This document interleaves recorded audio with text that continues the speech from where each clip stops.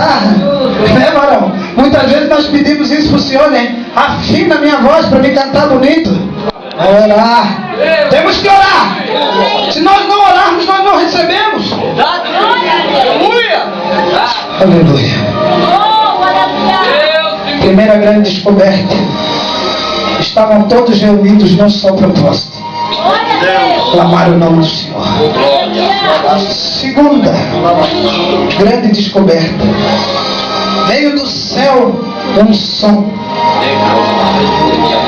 Diga para o seu irmão: som. Mais uma vez: som. Som.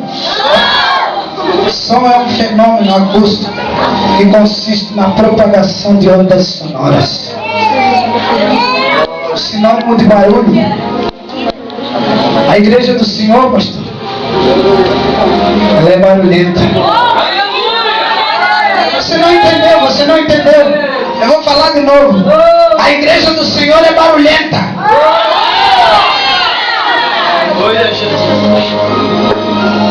Igreja que não tem barulho não tem poder de Deus.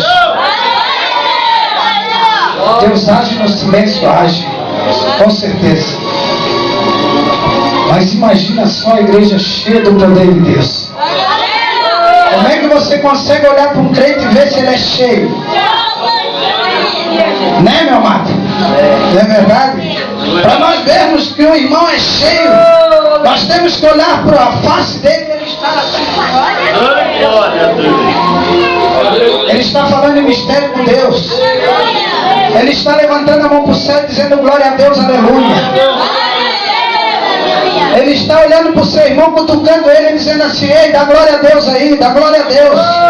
Vamos ouvir, ver o poder de Deus nesta noite.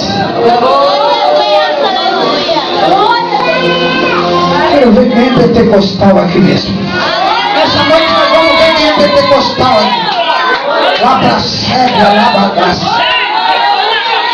Ser pentecostal é ser pentecostal.